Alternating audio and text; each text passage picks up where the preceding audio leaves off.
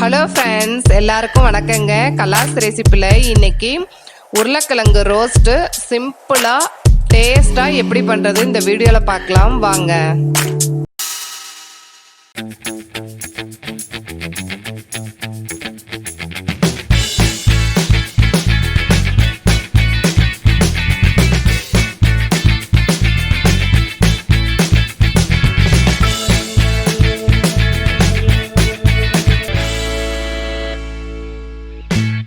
இந்த சைஸில் 7 உருளைக்கிழங்கு எடுத்து 5 நிமிஷம் தண்ணியில் ஊற வச்சு நல்லா க்ளீன் பண்ணி எடுத்து வச்சுருக்கேன்.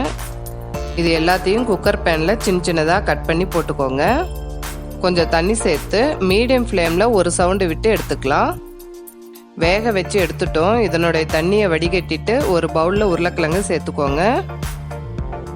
3 முழு பூண்டு க்ளீன் பண்ணி தட்டி எடுத்து வச்சுருக்கேன். இதை வேக வச்ச உருளைக்கிழங்கோட சேர்த்துக்கலாம்.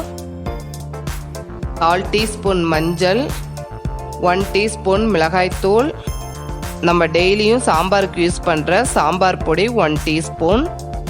இது எல்லாத்தையும் நல்லா கலந்து விட்டுக்கோங்க. இது அப்ராக்சிமேட்டாக 4 பேத்துக்கு வரும். கடாயில் கொஞ்சம் எண்ணெய் சேர்த்துக்கோங்க. எண்ணெய் ஹீட் ஆனவுடனே கடுகு உளுத்தம்பருப்பு 1/4 டீஸ்பூன், கடுகு வெடித்த உடனே 1/4 டீஸ்பூன் ஜீரகம். ஜீரகம் பொரிஞ்ச உடனே நம்ம கலந்து வச்சிருக்க உருளைக்கிழங்கு சேர்த்துக்கலாம்.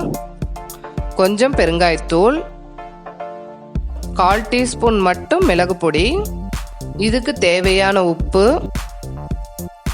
சின்ன சின்னதாக கட் பண்ணி வச்சிருக்க கொத்தமல்லி இலை.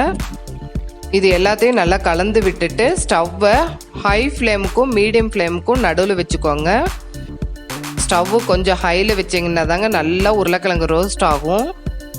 இது ரெடி ஆகிறதுக்கு ஒரு 10 நிமிஷம் ஆகும். இது அப்பப்போ கலந்து விட்டுக்கிட்டே இருங்க. லாஸ்ட்டில் கொஞ்சம் கருவேப்பிலை சேர்த்து நல்லா கலந்து விட்டுக்கலாம். அதனோட எசன்ஸும் உருளைக்கிழங்கோட சேரும் போது ரொம்ப டேஸ்ட்டு நல்லா இருக்குங்க. அவ்வளோதாங்க, உருளைக்கிழங்கு ரோஸ்ட்டு ரெடி. இது தயிர் சாதத்துக்கு, சாம்பார் சாதத்துக்கு ரொம்ப நல்லா இருக்குங்க. இதை நீங்கள் ட்ரை பண்ணி பார்த்துட்டு உங்களுடைய கமெண்ட்ஸை எனக்கு ஷேர் பண்ணுங்கள். இந்த வீடியோ உங்களுக்கு பிடிச்சிருந்ததுன்னா கலாஸ் ரெசிபிக்கு சப்ஸ்கிரைப் பண்ணுங்கள். பெல் ஐக்கானை கிளிக் பண்ண மறந்துடாதீங்க.